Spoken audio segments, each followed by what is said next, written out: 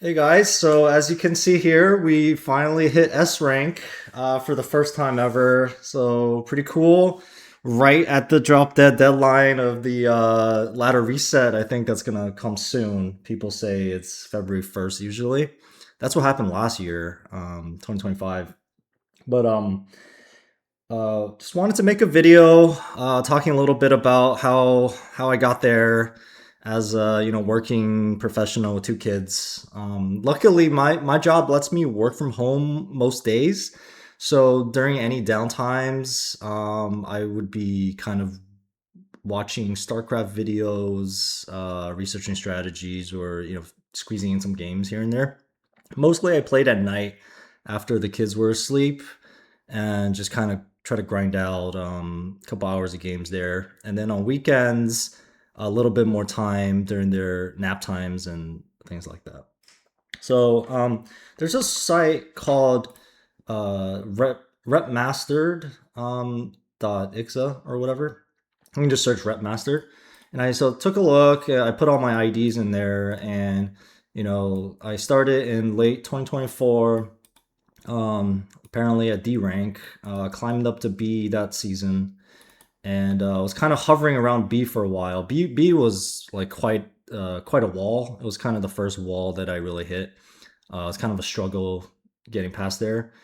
And then in 2025, I was able to hit A for the first time, kind of like a fake A account, like the standard 6-0 with a one lever or two, and hit an A there. But I didn't hit the real A until much later in the year, like maybe October or something like that. And then between then and now, which is January 2026, I finally, finally hit the big S. And I mean, even then it wasn't easy. Like as you can see here, I don't know why minimum is C, but I did drop down into B during this climb. And at one point just started kind of becoming more solidified at A, 2100 or so. And then, with a good streak of games, maybe a couple levers, playing good that day, I was able to get 2200 a few times. And I remember the first time I got like within a game of S, like I was literally shaking, and I don't know why, but it was so nerve wracking. And I kind of blew the game. I was in the lead, but I blew it. And it took like a couple weeks for us to finally get back and do it again. Um, but yeah, we finally got there, and I guess some takeaways that I wrote down this document here. So I played, I guess, according to this website, 3,600 games since August 2024. That includes, it should include custom games, but I don't know what happens if you play like UMS game, like how it qualifies that as a one-on-one or not. 650 ladder games this season, over 3 or 4 accounts. I took a quick look at Seawall for the ladder games across the accounts, and none of the matchups really stood out. Like it was around 50% win rate for TVZ, TVP, TVT, etc. So nothing really to say there. Although for me personally, I started off focusing on TVP because when I started, I heard that was really hard matchup for Terran. So I wanted to make sure that I had like a solid footing in a matchup that's supposed to be hard. And I do think it's hard. I still think it's hard. But, if I figured if I was able to get like 50% win rate in a hard matchup, then maybe I can, kind of glide to some wins. TVZ people say are supposed to be a little easier for the Terran. And some of my counts do have higher than 50% TVZ, and that's also remember that's also the matchup I learned later. So it was kind of like a little easier to pick up and accelerate to beating better Zerg players there. Whereas for Protoss, it took me a really long time to beat like 1800 Protosses consistently, 1900 Protosses consistently. And like even right now, I struggle against 2100 Protosses. And you can just, have one bad fight and it's kind of over. The strategies I looked at, I really wanted to focus on just one strategy per matchup. I did not want to get diluted. I didn't want to learn, 5 different variables. Like I'm not trying to play a best of 9 tournament here where I really need to have the range. All I needed was like one solid strategy to play in ladder, right? So for TVP, I played Factory Expand. I'm going to try to rush the 12 Nexus if I find it. If I don't, it's a normal game where I go up to 5 factories to try to take my third or to pressure them if they're being really greedy. And after that, I go up to 8 factories and start getting slower +2 upgrades from there. So that was my main strategy. I've practiced this build a lot, and I have a video on my channel about just single player practice I was doing with this build. Like at first, I was doing the practice up to the 5 fact, and then I eventually, like once I hit A, I extended that practice in the single player to the 8 fact. So you can check out that video for all the benchmarks that I'm trying to hit there. And plan B, I did focus on a couple games of 2 fact here and there, so I pull it out. So I did use 2 strategies, but it was like 90% this one and then 10% 2 fact once in a while, because you can't be playing like 30-minute macro games every single game. You're gonna just like wear out and tilt. So sometimes you do need a quick game here and there just to keep things interesting for your own mental. TVZ, I ended up focusing on the +1 upgrade eBay and Forex. Try to really hit the timing of the first 8 minutes really smoothly to get everything up and running. And then you move out to pressure the Zerg and try to fight their mutas and see if you can make them spend more on defense. So just kind of slow them down as much as you can. Plan B here was is not really much different, but I would try to pressure them more off of 10 racks build and send like 4 or 5 Marines at them. The +1 eBay without that pressure is kind of like a little bit more passive. You hide behind your wall in and kind of just try to get your +1 upgrades and 4 racks going, as opposed to focusing more on the early game with plan B here, and then you slowly get into a couple of Raxes and Academy. Your +1 attack will obviously be much slower with this build. Okay. TVT, to this day I still don't have like a one build that I try to go to every game, but I do only do factory expand. I didn't really want to learn like the gasless and 13cc like variations and how to block the various cheeses that you might face doing those. So I stuck to factory expand, and I either went into vultures or a wraith play or tank Goliath. So this one really varied. All right. The plan B here was quite strong. I used it more than 10% than like the TVP. It's basically using it maybe 20-30%. And the plan B was just you make 2 factories. One of them is an add-on. You go 2 tanks out of that one and all vultures out of the other factory. And then you just kind of attack them. You research siege and you try to siege in their natural and go from there. Practice partners. Luckily I had some consistent partners to play with at or around my level for TVP and TVZ, and I could always find, somebody willing to play TVT here and there. So I thought this was pretty important because it lets you practice your build against a consistent player. Like on the ladder is kind of like the Wild West. One game you get 4 pulled. The next game the guy goes lurker drop off of 1 base, and the next game somebody's playing macro. And it's like, it's almost hard to get your bearings and learn if you're if you're facing off against so many different things all the time. So for me, a consistent practice partner with a consistent style really helped me like hone in my own build. And then, from there you can go on the ladder to test that build against all the wacky stuff that happens on the ladder. This one was really helpful for me. And aside from practice partners, just having like people to talk to about the game, like, oh, I lost to this build, the Zerg did 3 hatch before pool. I never seen that before. Like, what are you supposed to do against it? Having someone to bounce ideas off of, or, someone better that just kind of has the answer. So like, that's why I was recommending CPL before, because there are those resources within the CPL teams and in all the pins and posts. Just every time I had a question, every time I lost or whatever and thought of something, I would just ask someone and get feedback immediately and just try to keep that in mind as I continued losing to weird stuff. And for me, like when I started off, kind of everything was weird stuff, right? Like, 2 hash lurker, 3 hash lurker. What's the difference? I don't know. Like, so, like all these off meta stuff, you have to figure out a plan for, like a general plan for. A couple of key points in the matchups that helped me kind of like become much better at them. In TVP, a huge part of the breakthrough for me there was just focusing on the army.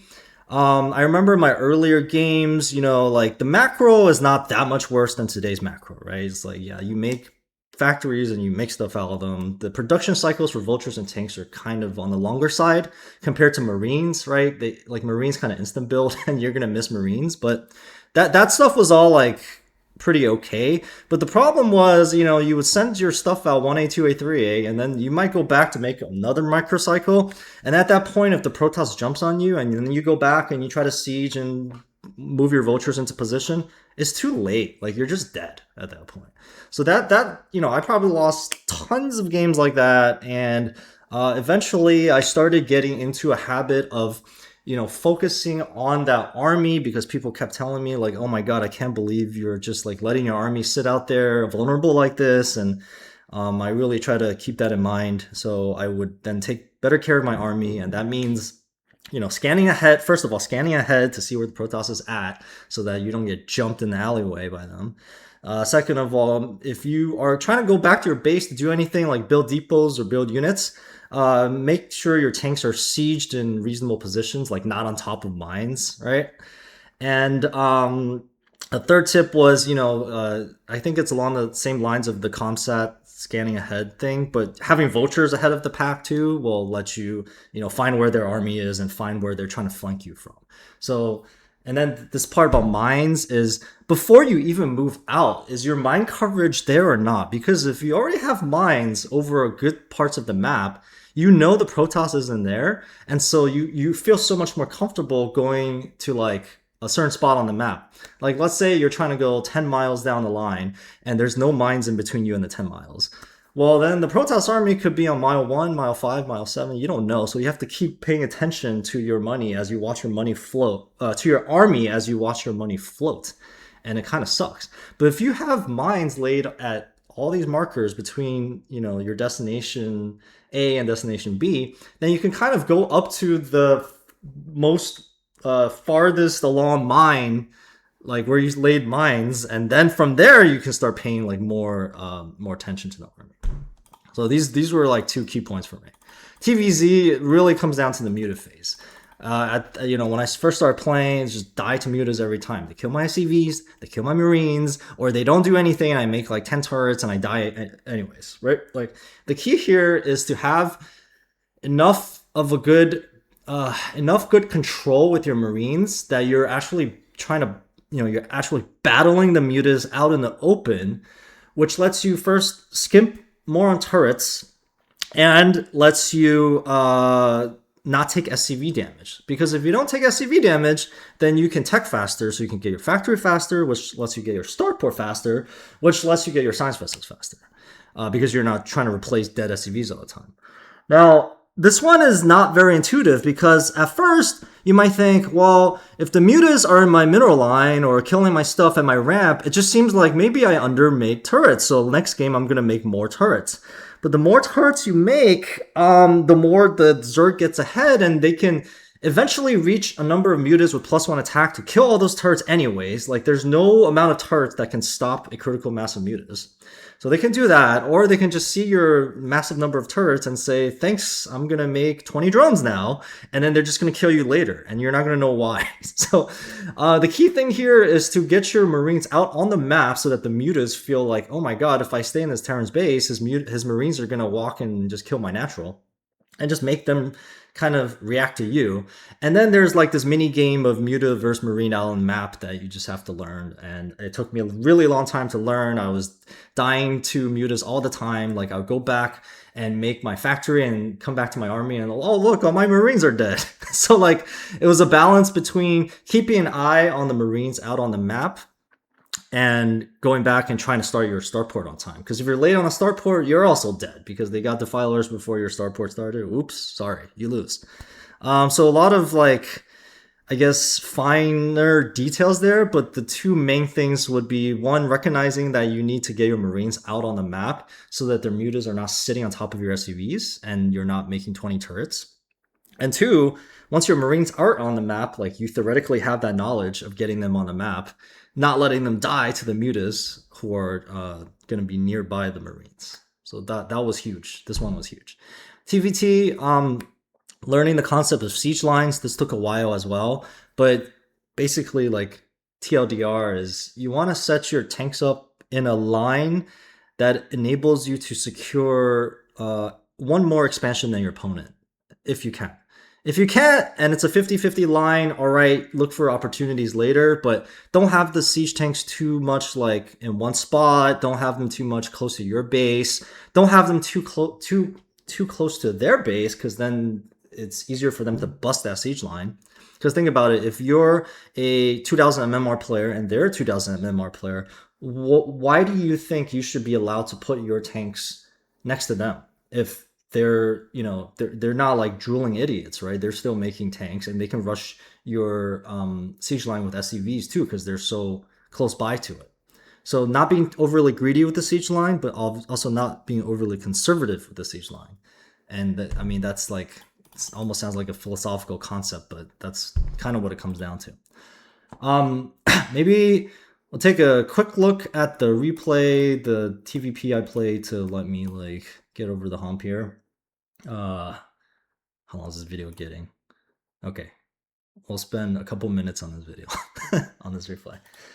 So this is like played at like 3 a.m. or something like, or 1 a.m. or something like that. So I was kind of trying to just YOLO it a little bit and get through and just win my damn game. At this point, this was like my 3rd time within striking distance of S, so no more nerves, like no more, increased heartbeat or anything like that. So this is all like, if it happens, it happens. If it doesn't happen, it doesn't happen. Like that, I think that's the correct mindset to have. Let's get past the early game a little bit here. His probe comes in, when the probe comes in and stays like that for the whole time, you should think zealot, zealot, zealot, zealot. That's what you should think about. So you have to really pay attention to this Marine. Make sure it doesn't get hit by the zealot. Oh, here's the zealot. Okay, now let's look at this Marine micro here. Okay, we hide behind. Let's try and kill my CV. Run SCV around. He's gonna target this. We run this guy around. So it's like overall, it's like pretty decent, right? Because we've already been through this Marine versus zealot stuff like so many times now that we kind of have like a good sense of how to do it. It's just like focusing on concrete mini skill sets in the early game. Like I guess that's a big part of how I improved as well, was just trying to make sure the first 2 minutes are good, trying to make sure the first 4 minutes are good, and then trying to make sure the first 6 minutes are good. Like not thinking about like, oh yeah, I played this 35-minute game and I died to carriers. How do we beat carriers? It's like, well, no, the game was lost way before then, and we just dragged it out because we're Terran, and we probably could have left at like minute 15 or minute 10, but it doesn't mean that like, right? Like don't think about the 35-minute carrier loss. Think about like why you messed up early on. So like here so far, I think we're doing fine. Like our CC is going up like relatively the same time as his Nexus, and we blocked the Zealot. I think we killed it.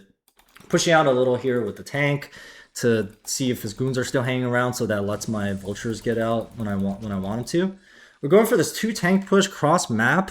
Probably it's a little bit optimistic, but I think I did kill the Zealot or 2 or something like that. I got a few hits on the goons, so I felt like maybe if he greeted, this could do a lot. And here I trapped his goons and basically killed one and trapped the other. And then here, but he still had 4 goons and he's making reverb. So he absolutely did not greed. This guy really pumped units the whole time. But imagine if he didn't have all these goons, and like this would be pretty damaging. So the key here, I think, is just to back out. But instead, we sieged and got mega greedy and lost these 2 tanks. We still traded all right. We got a couple goons, but I think if we just like backed off after killing the support bay, it would have been chef's kiss. We see he's taking a 3rd with our mines, so then we know like he's not going for like some uber fast tech. Like it can't be 2 base carriers, it can't be 2 base arbiter or anything like that, right? And especially because we saw the reaver too. He just can't afford all of that. We have to recognize that as well. We're getting up our 5 factories, at a reasonable time, right? Like 8. They're finishing at around 9 minutes, so I guess I made them a little past 8 minutes. That's okay. The starter was a Zealot opener, so you can expect both sides to be a little bit slower in their timings. The Reaver columns didn't really get anything. I mean, their bunker was empty, so there's nothing in their bunker. I would have killed it myself anyways, moving out. We're laying mines in our base because we see Robo Bay and Reaver, so of course, like, Protoss love going for the backstab with speed shuttles, and we're just trying to, like, cross our T's and dot our I's before we move out. So now we're moving out, and so you can see here, if he had gone for the speed shuttle play here, he would have to go like through a bunch of turrets and siege tank here, mines. So, you know, we could run our SCVs and defend with like our rally pretty easily. Here, I decided to go 7 factories because I felt like, again, similar to the 2 tank play, I was thinking like in my head, well, you know, if he's greedy at all, this is going to do really well. And if it's not, I mean, I think we can still fight okay. Like, if this is a non-standard play, the more stable option, obviously, is to go for the CC instead of the 7 facts. But I just mixed the order around here just because I got to, you know, just had a feeling, all right? Okay, so we're trying to move out. We're inching a little slowly. He's on this high ground. It's kind of a pain to go up this high ground. It's actually very difficult because he has Reavers too, and he had Reavers here, and it's like, man, this is tough. And we go out, and he jumps on us, and we have this Rax here soaking damage. We trade all right. Like, we lost a lot of our tanks. Sure, it doesn't feel good, but we trade all right. Like, supplies are relatively even. It's not like he's taking a 4th and 5th or anything like that. And at this point, we're like, the 7 fact's not going to kill him, so we're going to need to make a CC. So we make a CC, and the game continues. Okay, I'm going to speed it up a little. So we're still trying to move forward because, yeah, maybe this is too much looking at this. Because we already determined that the 7 fact's not going to work, and we need to take a CC and take it slow, so why are we going around to try to mine up the center? And this could easily get jumped on. So yeah, this is too much. Okay, looking at this is way too much. So he has a good army here, he has a good army here. The mines are not going to hold him back forever, and so like we're here at his 3rd. It's like super way too overextended. Like, this is not really a thing. And yeah, we get some probes. Actually, we get a lot of probes. So this turned out to be good. He could have run those probes, but yeah, this army's going to get cleaned up. We're targeting goons with our tanks, so at least we got some goons. And it's not all zealots that we're getting. So yeah, it's like less than optimal trade, it turns out, but it could have been a disaster. So now we get our 3rd. We're trying to get our 8th factory, but our barracks died. So we're trying to get our scout the corners, see if he's taking corners. He is, and right now we still don't think he's on like very big tech because we've just been trading like such big armies back and forth. That was an extremely good trade, and I saw this setup from like Flash where he would take the 4th in this direction and then put his tanks here, so I tried going for that. Previously, I just, without thinking, would take my 3rd here and then would take my 4th here, but then I started realizing that makes your siege line just suck. Like, you have to defend this and you have to defend this. That's just like so bad. So nowadays, I'm just taking this this quadrant like so I could defend here, and if he comes to my main, you know, I have my rally points here, so it's not too hard to move the guys here to here, and the rally points are already here. But if you take this expansion, you're just spread so thin, Protoss can be mobile and just hit both places over and over, and you'll be too stretched. So I like this decision in this game, where I've started making expansions more in a line like this. It also goes towards his corner, so I'm kind of like threatening to go from here to the corner at any given time. It gives him a lot of pressure to not take this natural, because the natural is too easily pushed. It's hard for me to go up the higher ramp, but I might just let him have the corner in that case. And then I must keep an eye out on the other corner. I can't let him take both corners. That's not okay. So here I'm trying to take a little bit of more of a middle position, because I thought my supply was good. I had +2 attack. And so here, he's feeling a lot of pressure, right? If you look at his point of view, well, he has like incredible vision, actually. His ops are just like everywhere. So he knows exactly where I'm at. A better thing I could have done was like kill this op, kill this op, kill this op. And then like once his vision on my half of the map is dark, then he can't run around like this so freely. So that I should have improved on that. But he's running here, like I have mines turrets here, so he can't backstab me. He's running here, all my tanks like suddenly showed up, and we have quite a decent trade, I would say. But the point of him running back and forth was to catch me unawares. Like if I set up here and then he went all in here, then my army's out of position. And that was a skill that I picked up more recently, where I would just kind of like siege some tanks and then have a roaming army, and then if needed, bring more of the siege tanks across. Previously, I would just siege everything and I'd be like, crap, how do I get them from here to there? So that was another like mini skill to that I realized I needed to work on. What more is there to say? You know, we just keep mirroring the Protoss movements back and forth. Here, we felt sufficiently safe with these mines and rally point here that like we felt like a backstab wasn't a thing, and it's hard for him to go through the middle, so that we tried going up this ramp, but then we saw he had a ton of gateways, Reaver. It was just going to be too much, so we gave up on that move. We came back to the center, again, to keep his army in check. Don't want him to, like, you know, find any gaps in my defense. And here we have a nice trade, we push him back. And then this opened up for me the ability to lay mines here, put tanks here, and now he's like, damn, we can't come in here either. Meanwhile, I see this as a target, so I'm going to take that out. And now he's like, well, if I can't come in here, let me go through the middle, where I still left a few tanks. And then, so he's like, doesn't have great vision. He's kind of walking through. He's like, man, how deep is this tank line? It's kind of deep. So we get a nice trade. Like, he doesn't break through, and my rally would be enough to clean us up. Like, he can't come in here and break this expansion just because there's just like a line of defense all the way through. Meanwhile, I'm taking out 2 of his bases, right? So he took out my center formation, but I took out 2 bases, and I suffered no eco damage. Of course, he's also going for like storm drops here and there throughout this video. Not really paying too much attention to those.